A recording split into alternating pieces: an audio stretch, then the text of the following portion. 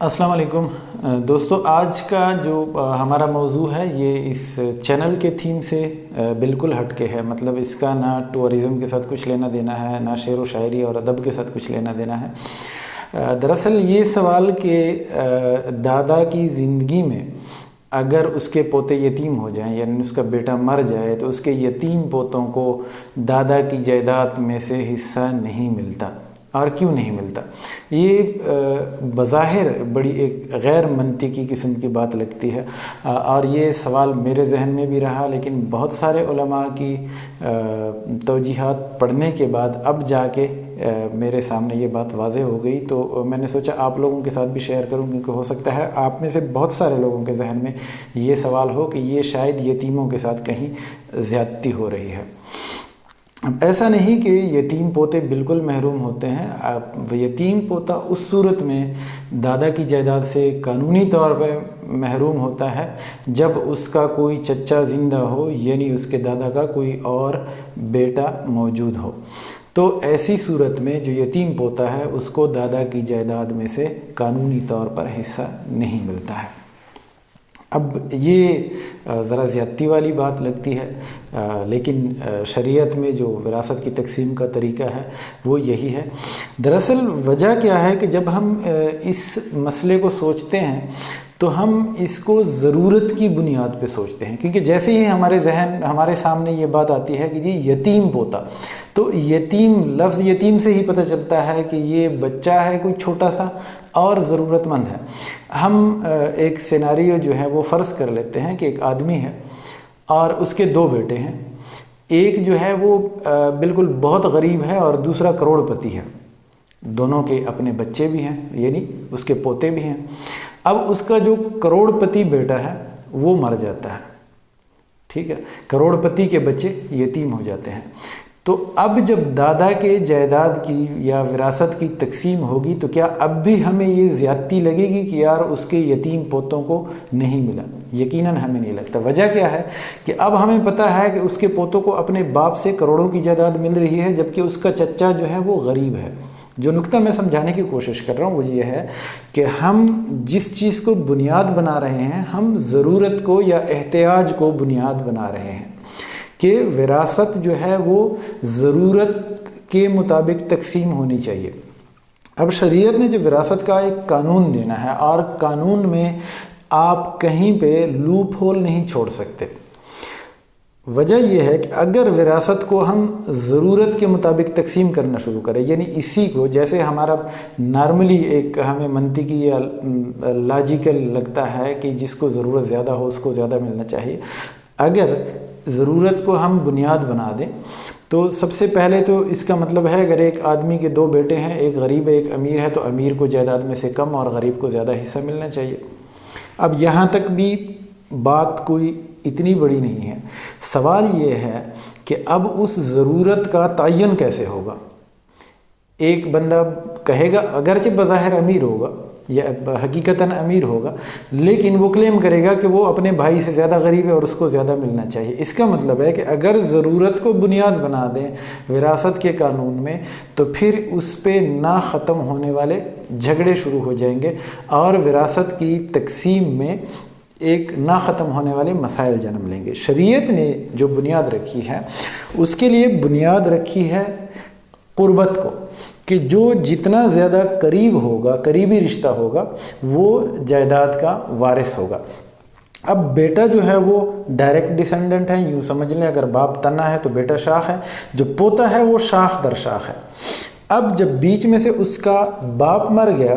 دادا ابھی زندہ ہے اور اس نے جائیداد تقسیم نہیں کی. اگر جائیداد دادا پہلے ہی تقسیم کر کے اور دے چکا ہو، ہبہ کر چکا ہو، ان کے نام کر چکا ہو، قبضہ دے چکا ہو، پھر تو دادا، اس کا باپ مرے یا جیے،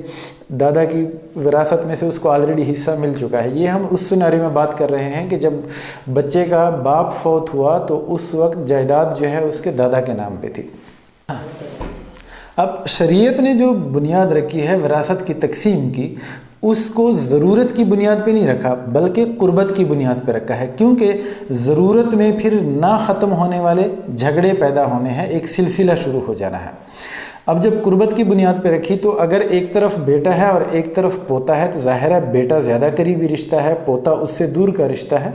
تو پوتے کو نہیں ملے گا۔ اب یہاں پہ ایک اور لوگوں کے ذہنوں میں سوال آتا ہے کہ ٹھیک ہے اس کے بیٹے کو بھی ملے لیکن پوتے کو بھی ملے، ٹھیک ہے یہ بھی بظاہر بات منطقی لگتی ہے، لیکن اگر اس کے پوتے کو ملتا ہے تو جس پوتے کا باپ زندہ ہے پھر تو قانوناً، کیونکہ قانون سب برابر ٹریٹمنٹ ہم نے کرنی ہے نا،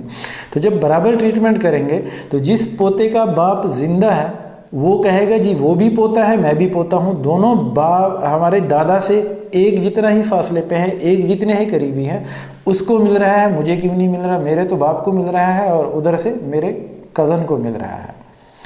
اب اس میں ایک اور ہم کہہ سکتے ہیں کہ جی چونکہ اس کی وجہ یہ ہے کہ اس کا باپ مر چکا ہے، وہ یتیم ہے، تمہارا باپ زندہ ہے اس لیے تمہیں نہیں ملے گا۔ اگر اس کو سمجھانے کے لیے ہم یہ کہیں گے تو اس کا کیا مطلب ہوا کہ کیا ہم اس کو یہ کہہ رہے ہیں کہ تم بھی اپنے باپ کو مار دو تاکہ دادا کی جائیداد میں تمہیں بھی حصہ ملے، کیونکہ اس کا باپ مر چکا ہے تم بھی اپنے باپ کو مار دو، یعنی کہ ایک طرح سے آپ معاشرے میں فساد کی بنیاد رکھ رہے ہیں۔ تو اس وراثت کی تقسیم کو جتنے بھی اینگل سے آپ دیکھیں اور جتنے سے میں نے دیکھا ہے، جتنے سے علماء نے دیکھا ہے، جن کا میں نے مطالعہ کیا ہے، تو اس میں ضرور کہیں نہ کہیں سے فساد کی راہ نکلتی ہے، سوائے اس کے کہ جو شریعت نے اس کے لیے بنیاد رکھ دی کہ قربت کی بنیاد پہ رکھ دیا۔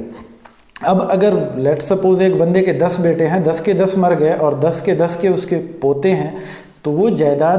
پوتوں میں تقسیم ہوگی، کیونکہ بیٹوں کے بعد اور بیٹیوں کے بعد اس کے پوتے یا نواسے جو ہیں وہی اس کے سب سے زیادہ قریبی ہیں، یعنی جو بھی اویلیبل سب سے قریبی رشتہ ہوگا اس کو جائیداد میں سے حصہ ملے گا، نہ کہ دور والے کو۔ اب آتے ہیں اس کے دوسری طرف کہ قانونی طور پہ تو یتیم پوتے کو حصہ نہیں ملتا، لیکن ایسا بھی نہیں کہ شریعت نے کہیں بھی کوئی قدغن لگا دی کہ اس کو دادا یا اس کے چچا جو ہے وہ جائیداد میں سے حصہ بالکل دے ہی نہیں سکتے، بالکل دے سکتے ہیں، اور اگر دینا چاہیں تو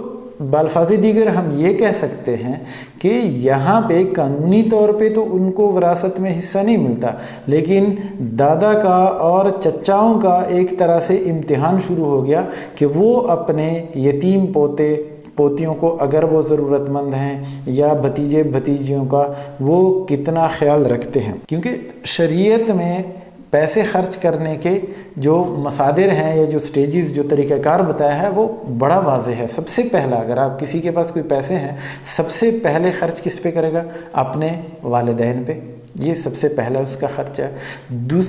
دوسرے نمبر پہ، اور اس جو پہلا ہے اس کو افضل کہا گیا، یعنی بہترین جو آپ کا خرچہ ہے وہ ہے جو آپ کے والدین پہ ہو جائے۔ دوسرے نمبر پہ پھر اپنی ذات پہ اور اپنے اہل و عیال پہ، یعنی بیوی پہ، بچوں پہ خرچ کرنا، یہ دوسرے نمبر پہ ہے۔ تیسرے نمبر پہ آپ کے غریب رشتہ دار، اور چوتھے نمبر پہ آپ کے غریب پڑوسی، اور پانچویں نمبر پہ پھر فی سبیل اللہ، اس کے علاوہ دیگر جتنے مصارف ہیں۔ تو تیسرے نمبر پہ جو مصرف آیا ہے پیسے کا وہ کیا ہے کہ ہمارے غریب رشتہ دار ہیں، تو غریب رشتہ دار کی دلجوئی کرنا، اس کی مدد کرنا، اس کی شریعت نے ویسے بھی بہت تاکید کی ہے، لیکن قانونی طور پہ اگر آپ بھی اس پہ غور کریں گے کہ اگر ضرورت کو بنیاد بنا کر اور جائیداد کو تقسیم کیا جائے تو اس سے بہت سارے نہ ختم ہونے والے مسائل پیدا ہوں گے۔ امید ہے کہ اب آپ کے اگر کچھ شبہات تھے یا سوالات تھے تو وہ کلیئر ہو چکے ہوں گے۔ بہت شکریہ۔